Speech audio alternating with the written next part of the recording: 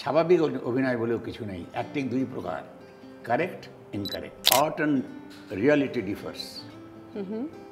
সত্য এবং শিল্প এক নয়।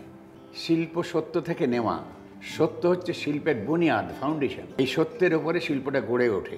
তাহলে এই সত্য থেকে যে শিল্পটা হচ্ছে সেটা হচ্ছে মিথ্যা।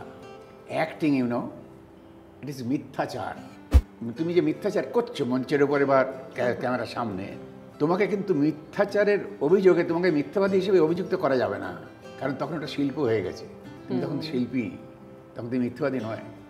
এই মিথ্যাচারটা সত্যের কত কাছাকাছি আসছে, এইটি হচ্ছে তোমার কীভাবে তুমি ক্রিয়েট করছো।